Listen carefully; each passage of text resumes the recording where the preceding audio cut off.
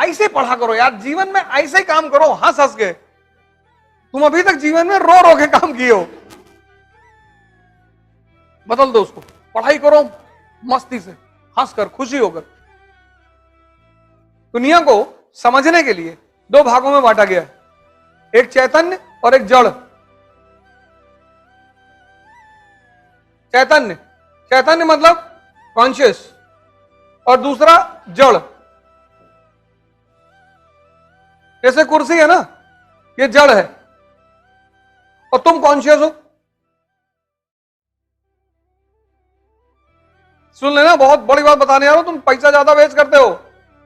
अब इस चैतन्य को आनंद जब भी आएगा तो चैतन्य से ही आएगा, जड़ से कभी नहीं आएगा। तुम 50 लाख की घड़ी लगाकर कभी आनंदित नहीं रहोगे।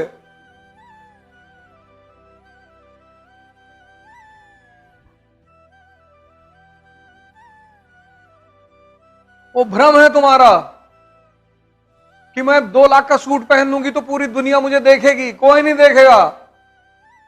तुम जब भी तुम्हें दुनिया देखेगी, तुम्हारे कर्मों से देखेगी। तुम तेंदुलकर बन गए, तुम अरुंधति रॉय बन गए, तुम कलाम बन गए, तब दुनिया तुम्हारी तरफ देखेगी।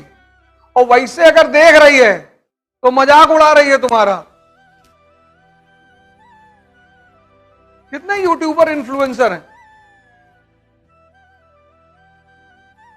यूट्यूबर देखो, रील बनाने वाले देखो, कुछ भी बना रहे हैं, कुछ भी।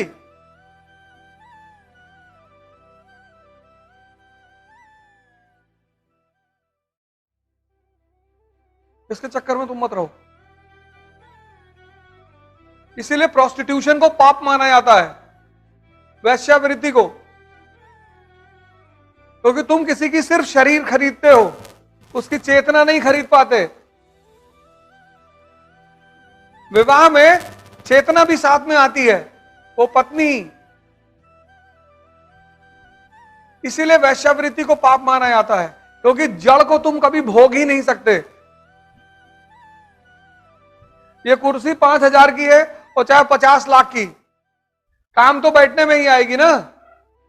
तो विद्यार्थी के रूप में, प्रतिस्पर्धी के रूप में, तुम जितनी चीजों की जरूरत हो बस उतना ही लो। अगर तुम्हारी कोचिंग 3 किलोमीटर के अंडर में है तो तुम साइकिल से आओ यार।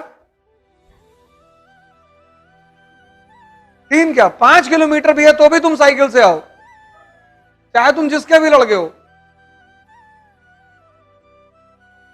तो 10 किलोमीटर की डेली साइकिलिंग हो जाएगी कि नहीं?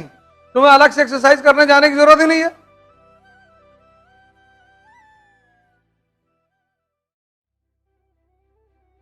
और 3 किलोमीटर में है तो पैदल आओ, किताब उताब लिए पैदल लेके चले आ रहे।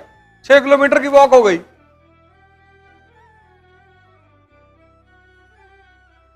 अलग से जिम वम जाने की जरूरत ही नहीं।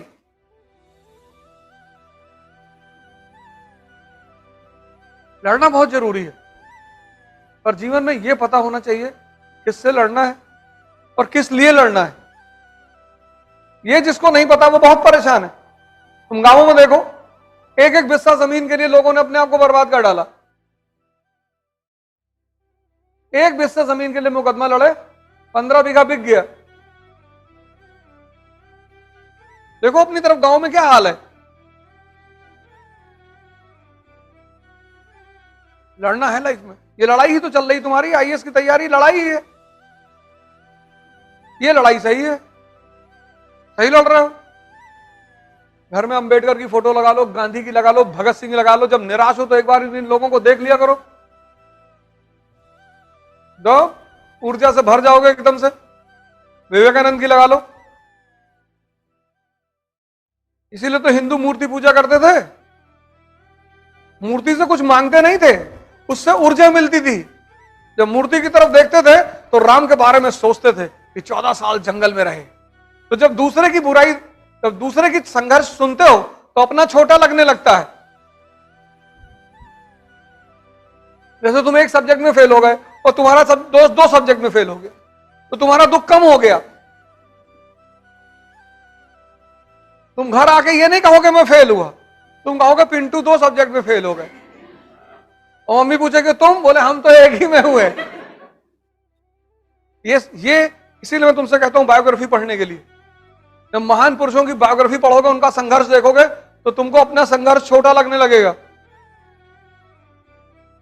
और वहां से तुम्हें साहस मिलेगा, उत्तेजना मिलेगा।